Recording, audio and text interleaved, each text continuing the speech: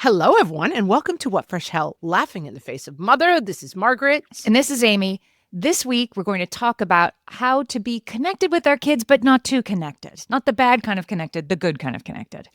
It's a very narrow slice. Why they say it is easier for a camel to walk through the eye of a needle than a rich man to get into heaven. Seems to be a very narrow window that we have to be connected, damned if you but do, not damned if you don't. too connected. Yes. Yes. And I feel like this is the kind of thing that is very easy to recognize in other people, as so many things are, right? Yeah, and I also think it's the kind of thing that gets very into the okay, mom, stop being such a loser, mom, in a way that we often push back against. Right. But I think that because we can hold two things in our minds at the same time, it's worthwhile to say, yes, this is societal pressure. Yes, this is stereotypical annoyingness. And also, yes, there is something worth thinking about for ourselves here. As with so many things, I feel like when we're like, we know what this is, and just don't be enmeshed, don't be annoying and too connected. Okay, what does that mean? What is the definition and what does this look like?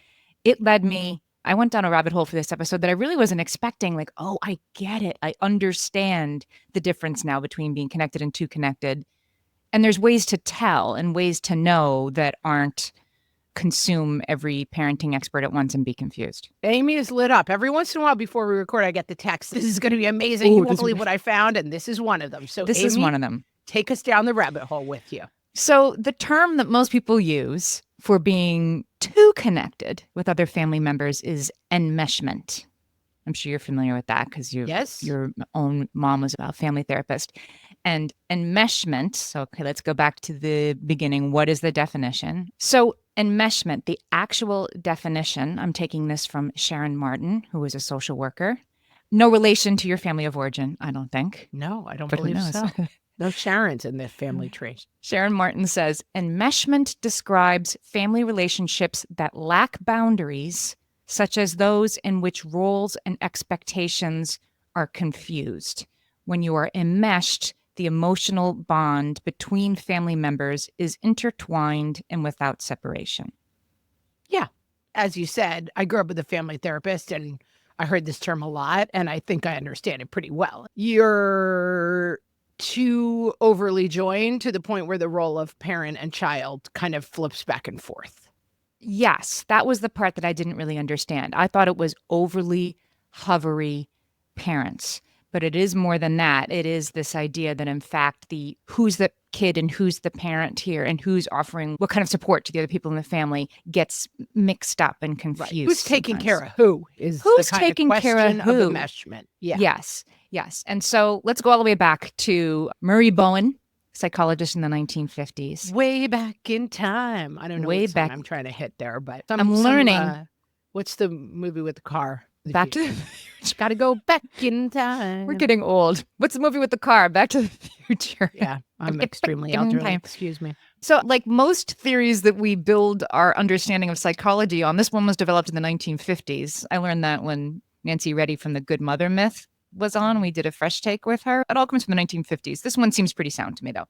So Murray Bowen developed family systems theory, in which he says that the climate of a family, to understand what's going on in a family, you have to look at the organizations of interactions that happen, that there's a family system, but then there are subsystems in a family. And the subsystems are, if there's two parents in the family, the two parent to kid, siblings to each other. These are all subsystems. Right. That have their own ups and downs and good things and bad things. And every family, for the record, has a family system. In the same way that every human has an operating system. The way that you get through life. You are a computer and your operating system tells you how to operate. In the same way, your body is the computer and your mind is the operating system. You have a way of getting through life. That's right. This is universal, that there's a family system and then there are these subsystems, and you can understand how a family system works together by looking at these subsystems. And when it looks at these family subsystems, there's enmeshment and there's family cohesion. And what you're going for is family cohesion but not enmeshment. In other words, close but not too close. Yes. And I will also say with family systems, I was just talking to the authors of Autism Out Loud, and they talked about how having a member of the family with autism affects the family system. There you go. And that the mom's goal was this must not affect our family system.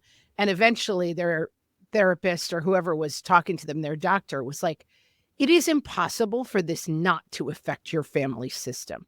There are many things that affect a family system, and you cannot control what does not affect your family system in terms of absolutes that happen. You can control how people are operating within that family system, but having a sibling with a profound disability is going to affect the family system, period. And there's nothing wrong with that. That's just, as you said, it's just an objective reality. Neutral family system is not the goal. Okay. All right.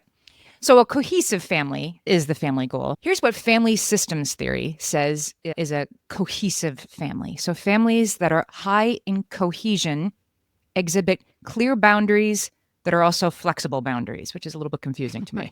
Absolute, but totally flexible. Got it. We'll do it. Perfect. Totally flexible. By which I think we'll talk about this. It means that they can change. They're clear, but they're not rigid. Okay. But we know what they are. And we understand what the boundaries are. And those boundaries permit each of us to function within subsystems without the interference of other members. So I guess, for example, if you had a sibling with a profound disability, you understand that. And the subsystems of your family exist, but they exist in such a way that you are able to do your homework. Or possibly that you are able to interact with your sibling without your mother's involvement, let's say. That's like where you get a subsystem that has some enmeshment going. Yeah, that's a good point. This is the second point, actually, that each family member can function within their subsystems without the interference of other members. There you go. It's way ahead of you. Yeah. So the siblings can have relationships with one another that don't require the parent involvement constantly. Super interesting. Worth pausing on that because I think it's something that we don't often think about. And when you get to our age and your parents are getting older and perhaps dying, it really is interesting how much your parents' overseeing of the relationship of the siblings, when they get pulled out of the equation, it does change your relationship with your siblings. And it's, again, true for everybody, I think, but I think sometimes it's hard to see these things when you're soaking in it. I saw this so clearly in a wonderful way. So I have a brother who's much younger than me. And so I have a niece and nephew who are very young. And I was just with them last weekend and was watching, again, these sort of subsystems, right? So the 1-year-old is just starting to move around and grab everything and touch everything, and right? And the 4-year-old has ideas about this and how it should be, which could flip back and forth between stay away from my Barbies and, oh, you're so cute, let me be all over you while you're trying to walk around. And that's how the siblings behave. I watched these siblings interact and watched my brother let it roll, right? Sometimes the 4-year-old was all over the 1-year-old. Sometimes the 1-year-old didn't like it. Sometimes the 1-year-old was fine with it. Sometimes the 1-year-old touched the Barbies. And as a parent, he let them just do that. Whereas I think that I, back in that day, would have been much more, no, let her have it. Just let her play with the Barbie. Like that kind of thing, like separating them, zhuzhing it, fixing their interactions instead of just letting them roll out. And I thought about that a lot in this, preparing for this episode. And like, this is it. That subsystem can exist without you getting involved. So I saw it happen. I'm like, oh, that's cool. It works. Yeah. And so you can get support, you can get warmth, you can get intimacy. Again, like the kids know that if they need their parent, they're there. You're just not all up in their stuff. And so there's autonomy and well-being for each member of the family. Yeah, we have a tradition in our family where at 13, the child, it's a tradition that, of course, started completely accidentally, where the 13-year-old in our family goes on a trip with another member of the family and by themselves. It started because my son wanted to go on a cruise. No one else wanted to go except for his papa. So papa took him on a cruise. The two of them went cruising together. Adorable. Then my sister ended up taking my younger son, who had always wanted to see a platypus, to go to Australia. We've talked about that.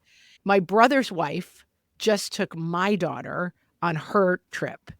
And it's interesting because talking to both of them, they know each other well, but not that well. And I think my daughter was a little homesick and they were figuring out a new location and stuff. And I think they had a little bit of conflict at the beginning in terms of trying to figure that out. And they ended up having such a good time together because they did figure it out. And they have different styles and maybe different wants and needs. But what a good experience to say, I'm not there to figure it out for you. You 13-year-old and you sister-in-law are going to go somewhere and you have to get along for 7 days. And not only did they get along, they had a ball. But I think it's a very good exercise, if you can find ways to do it, to say, this is you figuring out a relationship, not me being like, Right. I'm going to figure this relationship out for you. All right, let's talk about enmeshment. Yes. How enmeshment plays out in family systems. Highly enmeshed families have boundaries that are too diffuse. Now, these are too flexible, Margaret. You don't want your boundaries to be too flexible or permeable, which if it's a permeable boundary, then it's not a boundary. They cross over. Family members get emotionally entangled. Parents might rely on their kids for emotional support, talk to their kids about their marital issues. Siblings are made to rely on parents for everything or to go through the parents for everything rather than be encouraged to create a relationship where they with each other, with each other. Parents might overshare personal information. They might not support privacy. And with all of that comes that access to resources are conditional.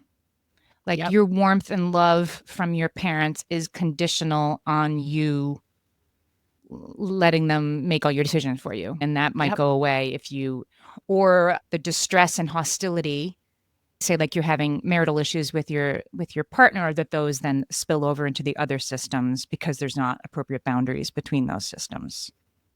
Yeah, and I think enmeshment, it's not a door. It's a long amorphous border. So it's a web. And I think enmeshment can also manifest. I think the idea of a mother who constantly like tells her marital problem to her child and gets them on their side against the husband, like that seems like a very clear don't do that mistake. Yeah, I would skip that. Right.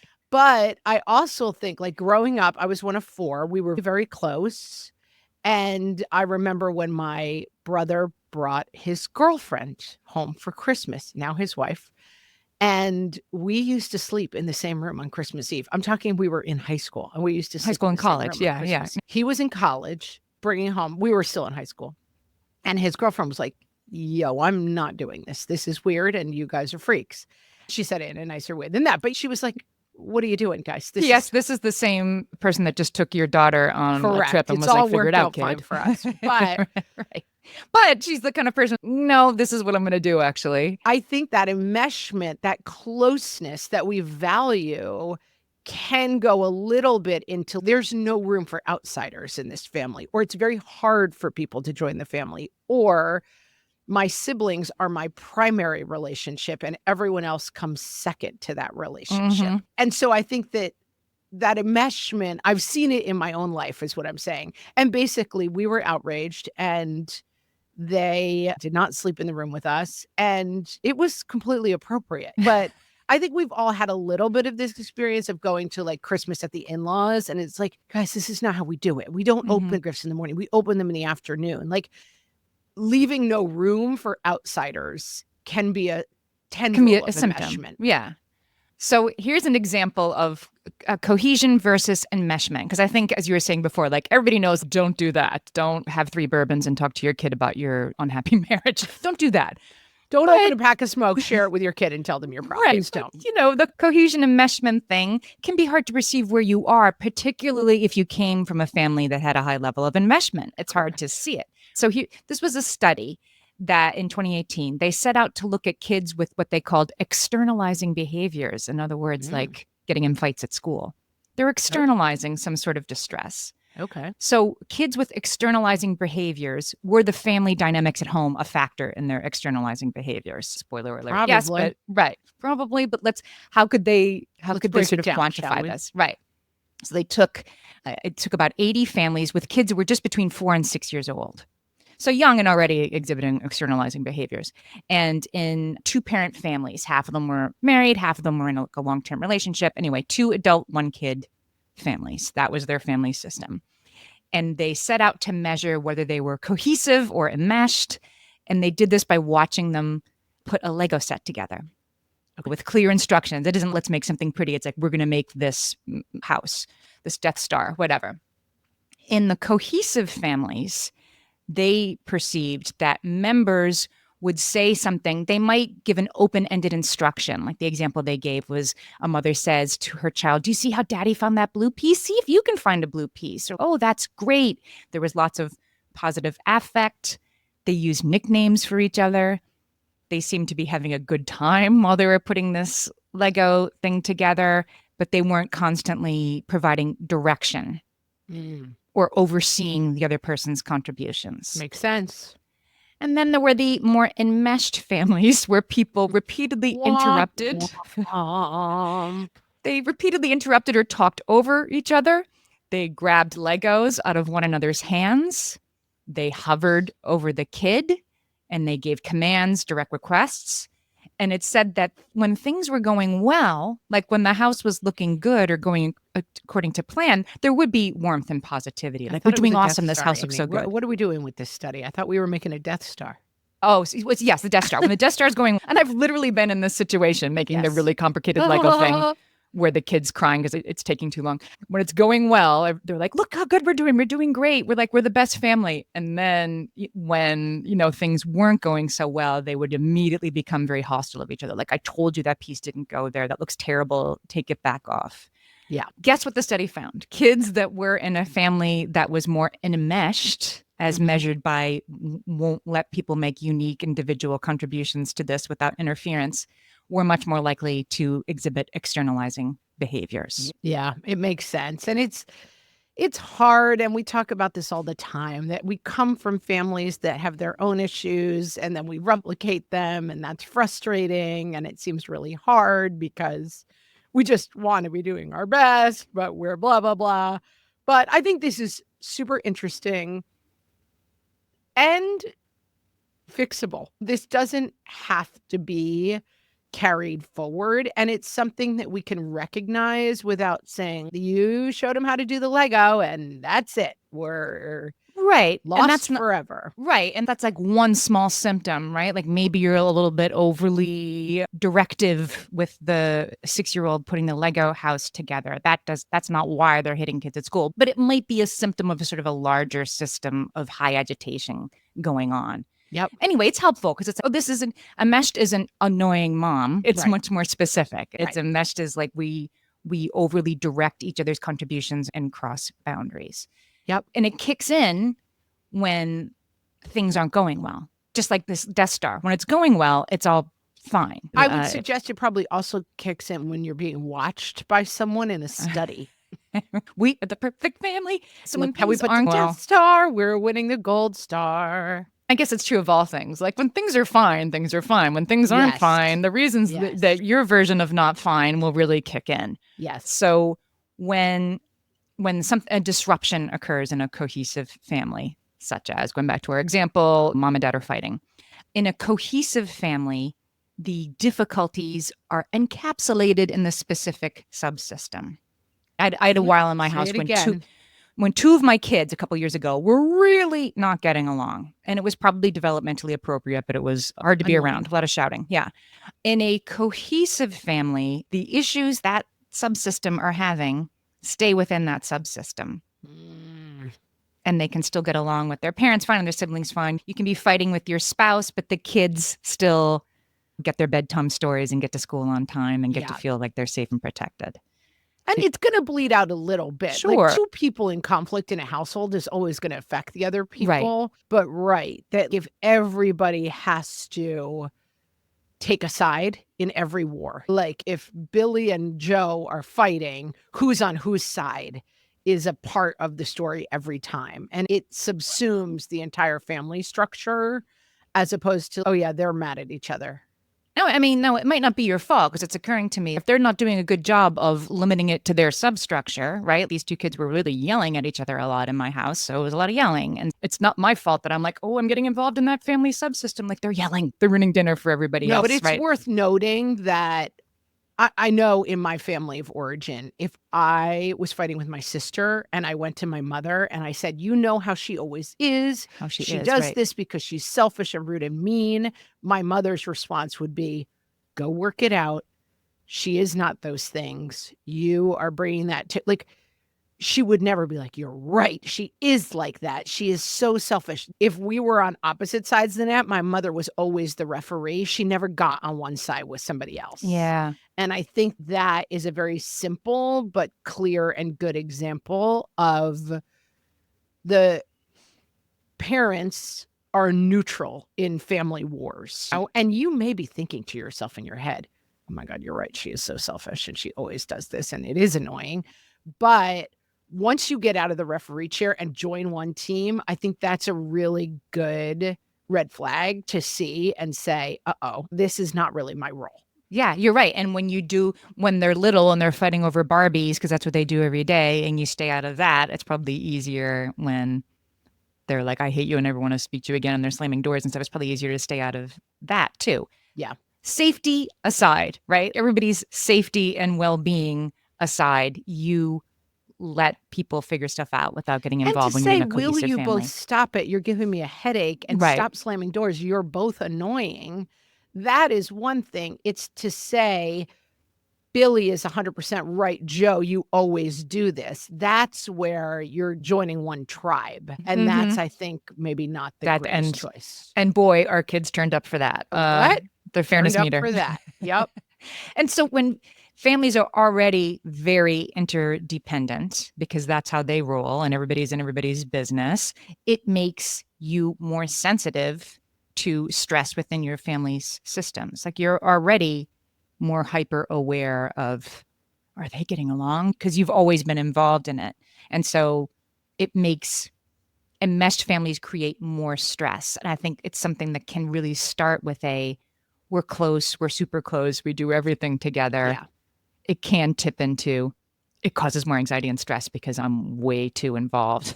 Yeah. In everybody's I think business. if you ask yourself the question, like, who's on whose team within our family, and you have a clear answer to that, that's something worth double clicking on. And it happens naturally. We have 2 girls and 3 boys, and sometimes we're on each other's team against the boys, and sometimes it's parents versus the kids. But if it's something that is very entrenched where you're like, oh, we're team mom and the kids and dad's the dodo, or we're team these two against this one, I think it's just really worth saying that might be something we want to look at and fix. So there's a study that points this out and leads to how this can create more problems. Running right ahead of this whole episode. You're so on it. The therapist mom in me. Another study in 2015, they had teenagers fill out a survey about their moods, how they were feeling. They give kids that at the pediatrician these days. And then also an assessment of how enmeshed their family structures. I didn't see the questionnaire, but we can imagine what might be on it. Then they had them, it says complete a challenge task, like the Lego Death Star under a time. I don't know what it was, but they were hooked up to heart monitors and they had to do something challenging. And the kids who said on their forms that their family was a more highly enmeshed family showed greater emotional dysregulation during the task, more frustration, or like, I can't do it. And they had lower heart rate variability, which is how you respond to stress. So actually they showed greater intolerance for distress the more enmeshed their family structures. Makes sense. So I also think that this is something that happens in families. In my family right now, I have a child who I am, let's just say, not getting along with the best. I am not this child's favorite person. Instead, that person is their father. And it is something that it tends to be a rut that we fall into.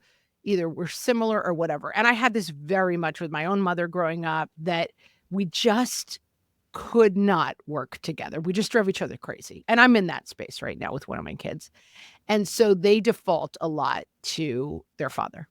And generally, I'm like, that's fine with me. I'm good with it. Go, you right. all work fine together. And I don't want to sit there and fight about what the right definition of this English was. So you do the homework together, you oversee the essay or whatever it happens to be. But that I am aware that sometimes that I don't want that to actually become a real default, which it sometimes does. Like, we don't get along. It's fine.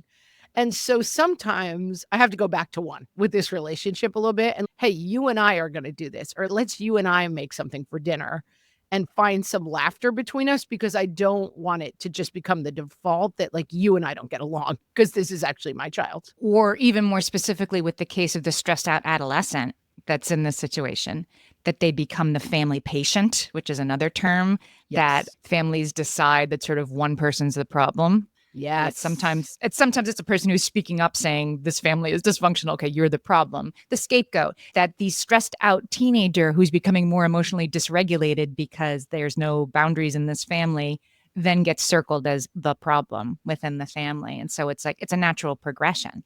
Yeah. And I think I keep coming back to the autism out loud conversation that when you have a kid with specific issues, that you have to work harder against this default, where this family is about having one sibling with autism. And that's not what the family's about. But I think that this kind of stuff, again, it's easy to see the open the bourbon, share a cigarette, and talk about how terrible dad is with your kid. We know that's not it. Right. Don't do that. But the kid who's having a really hard time, maybe doesn't even have a diagnosis, but has a bad boyfriend breakup or has something, whatever it is going on with them, that the family starts to center on one person as the problem. Very natural thing to have happen, but worth working against that narrative.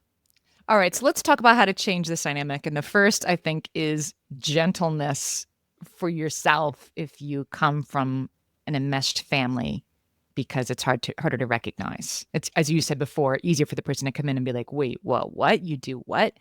It's harder to recognize when you're trying to change the story what's appropriate, because you're going to get pushback.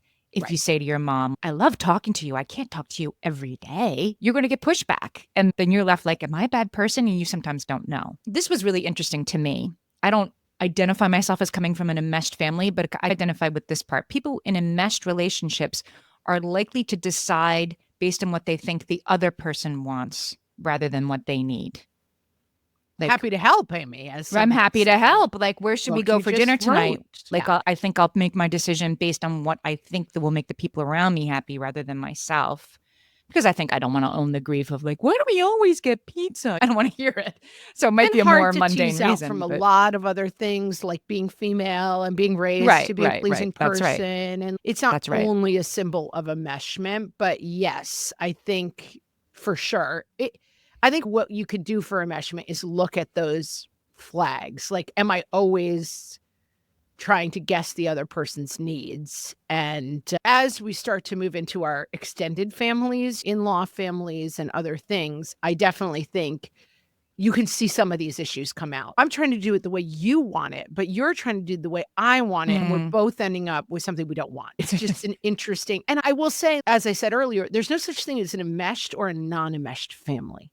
There is families with different degrees of enmeshment. Like, enmeshment is a part of being part of any structure. Social worker Sharon Martin, going back to your cousin Sharon Martin here, she has from the old country. She has some ideas about changing the dynamic. And it starts with this boundaries idea, which again, it gets confusing because it's have boundaries, but make sure they're flexible. But she starts with the idea of boundaries that they create safety.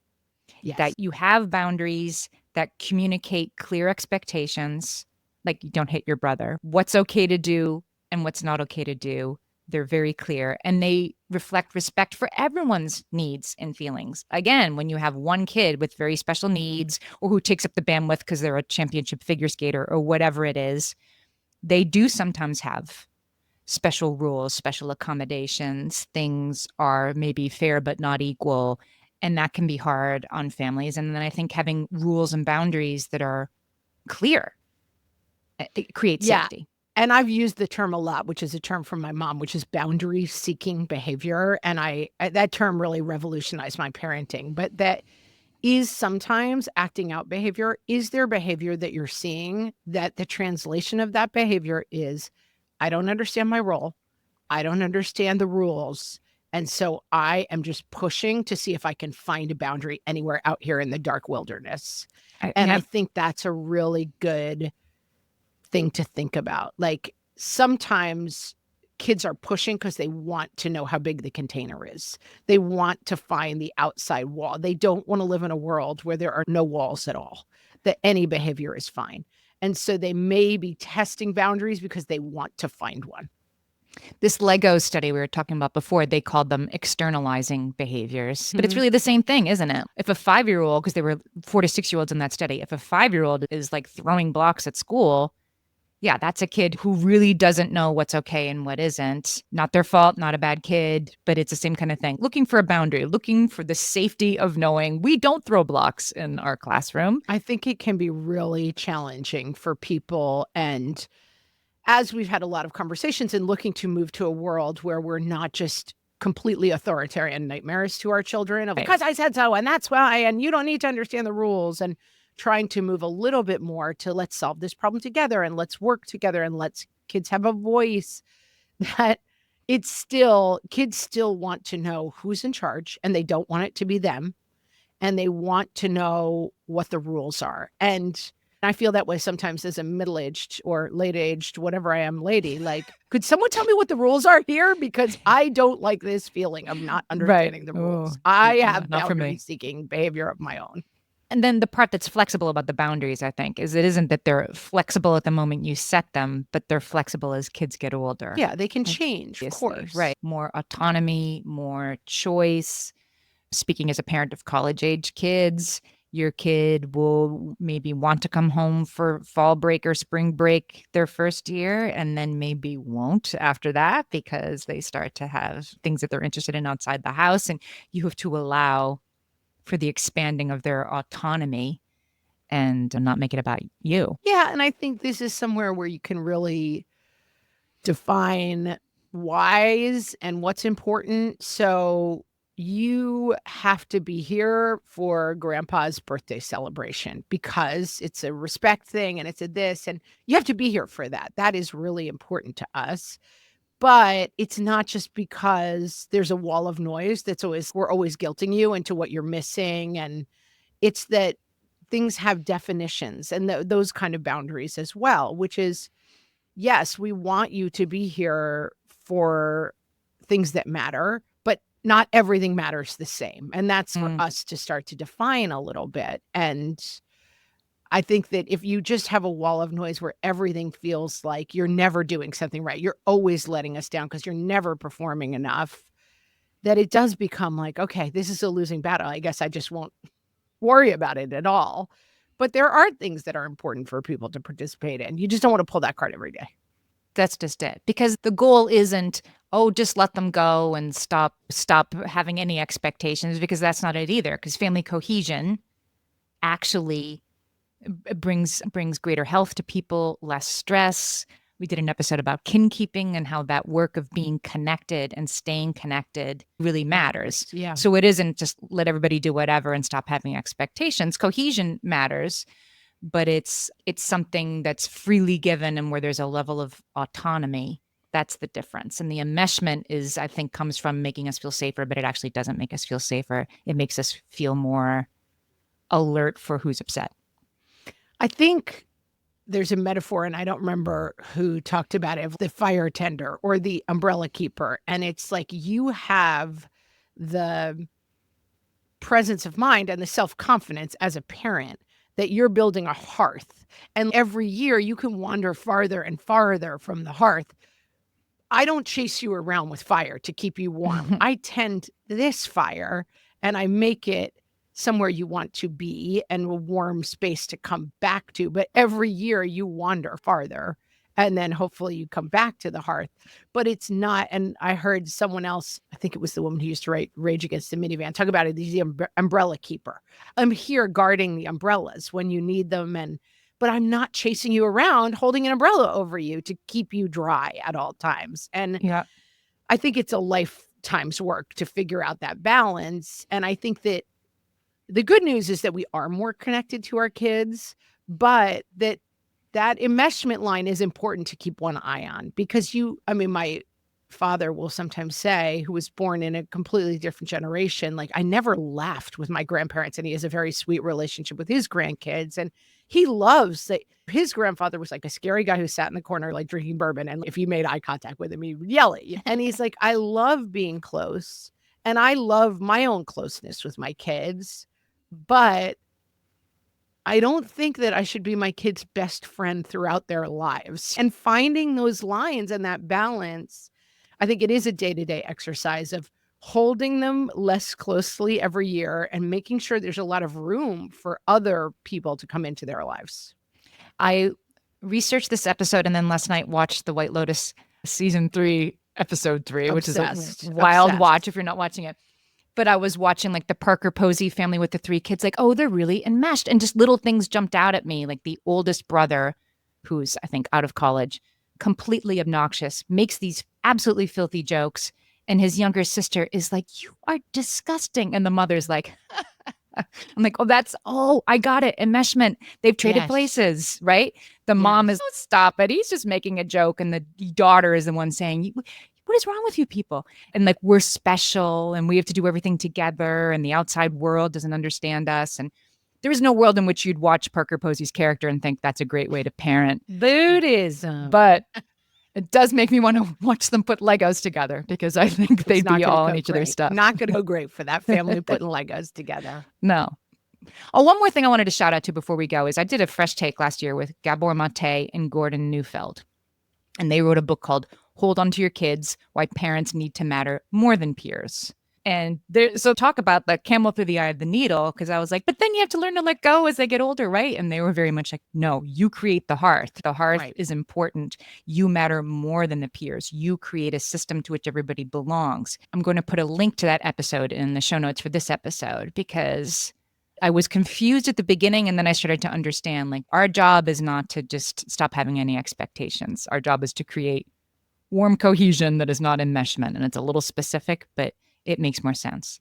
Yeah, I think the hearth metaphor makes sense to me in that way, that like you're not chasing them around with hot stones to keep them warm wherever they go. It's like this is where the warmth and the togetherness is. And that you can go out from that, but it is still like the place. And I think both can be true. Yeah, both can be true. We solved it then in that case because both can be true. No more problems on that. But look for those red flags. I like that idea of like teams and people are on people's sides in a way that's not quite working. And there's not room for other choices, not room for other people. I think there's a lot of good stuff there. Yes, exactly. Have you subscribed to our YouTube channel? You can get enmeshed with us on YouTube. Exactly. You're already listening. You can also watch on YouTube this episode, any of the episodes.